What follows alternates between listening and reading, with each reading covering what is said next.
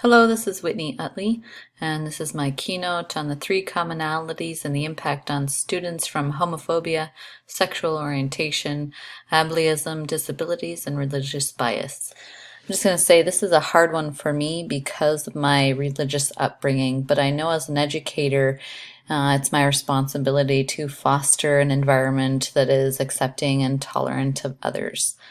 So the three commonalities, there are more than three types of commonalities between social oppression of homophobia, sexual orientation, ableism, disabilities, and religious bias, but I will focus on stereotyping, fears, discrimination, and discrimination.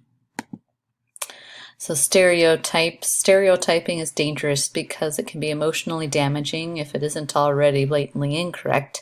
Stereotyping can also lead to racism, and as we have learned in Dr. Pang's book, there are many subcultures in our diverse society, and labeling individuals is harmful.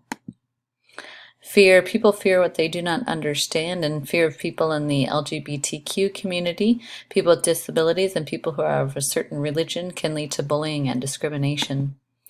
Discrimination is the act of limiting rights of individuals due to their sexual orientation, ethnicity, disability, religious practices, age, and/or gender. Implications for our students in Dr. Pang's book, Diversity and Equity in the Classroom. It explains how research has shown that stereotypes, fear, and discrimination against students has damaging effects on them, which includes students feeling unsafe at school, not wanting to come to school. Stereotyping students can be emotionally damaging to them as well. Not addressing fears students may have. People who identify with the LGBTQ community, have a disability, or who are a part of the Islamic religion may also be very damaging. Discrimination is extremely harmful to students and can cause them to feel like they do not belong in school, like they feel unsafe and misunderstood.